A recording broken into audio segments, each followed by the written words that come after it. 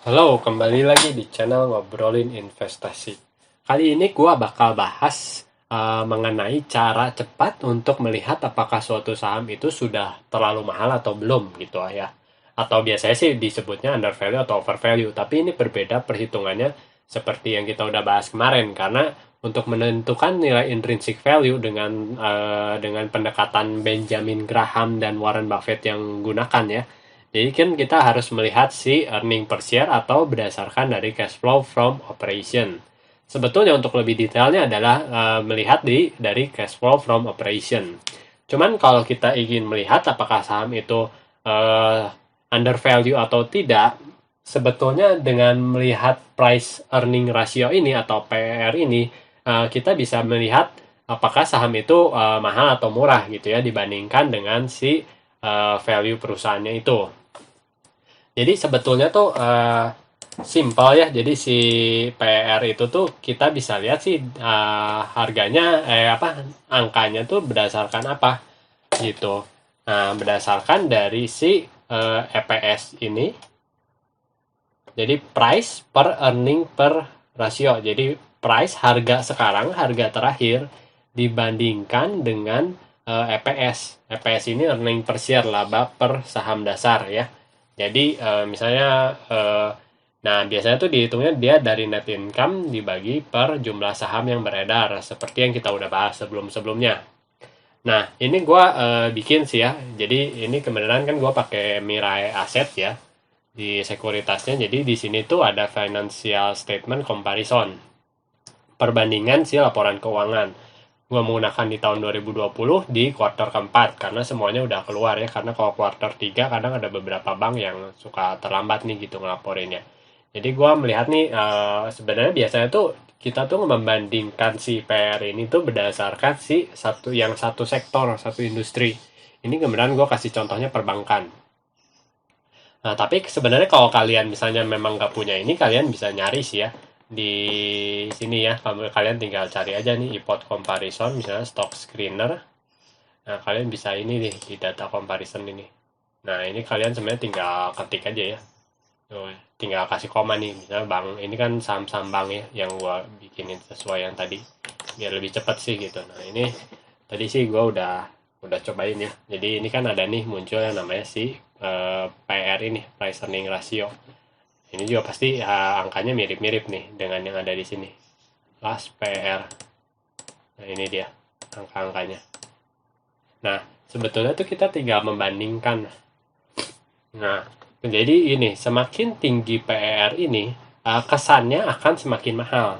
Tapi semakin tingginya dibandingkan dengan apa? Dengan saham dengan industri atau sektor yang sejenis gitu. Jadi kalau ini Bank BRI dibandingkan dengan BNI, BNI harganya lebih murah.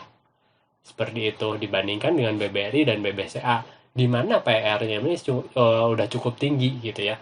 Nah, kemungkinan yang PR-nya tinggi ini, nah dia tuh sifatnya akan overvalue, tapi kalian tetap harus ngitung lagi gitu ya. Cuman secara cepat kalian bisa ngeliat sih di antara saham-saham ini, kalau memang teknikalnya bagus, akan lebih tidak beresiko kalian membeli dengan yang PR-nya rendah. Seperti itu.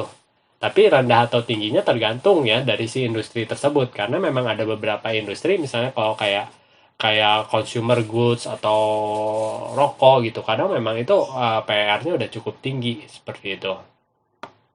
Nah, jadi kita bisa melihat seperti ini gitu. Nah, sebenarnya tuh biasanya tuh ya kadang juga dibandingkan nih yang namanya PR tuh, tapi PR index ya. Maksudnya ini kan indeks Indonesia ada price earning ratio-nya juga.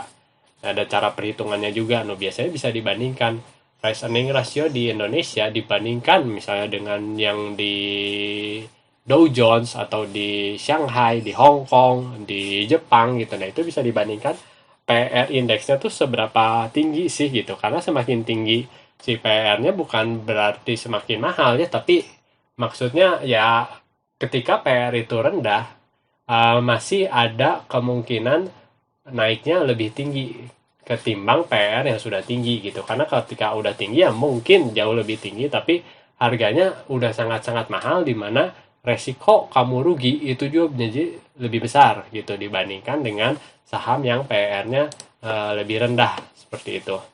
Karena kalau kita ngelihat misalnya gini ya, Bang, BRI ya, mungkin BRI mungkin pada tahun pandemi ini dia cukup banyak diuntungkan karena banyak apa ya, bantuan tunai itu dari pemerintah kan cairnya lewat BRI. Seperti itu. Jadi ada sentimen naik terlebih dahulu waktu itu ya BRI. Nah, sepertinya tapi kan Bank BNI dan Bank Mandiri ini bukan berarti banknya jelek ya. Ini sorry, ini kenapa nggak ganti. Nah, bukan berarti si banknya ini jelek gitu. Karena ya setidaknya gitu ya mereka masih menghasilkan net income walaupun di sini BBNI memang cukup jelek untuk net income-nya ya, tapi untuk secara PR ya masih lebih ya masih ya murah lah gitu ya kehitungannya gitu. Nah, itu adalah cara cepat sih ya untuk melihat si ini gitu misalnya, tapi si harga sahamnya ya, jadi apakah murah atau tidak biasanya bisa dibandingkan dengan si PR itu, price earning ratio. Mungkin kalau mau lihat juga ya ini aja, kita lihat misalnya perbandingkan si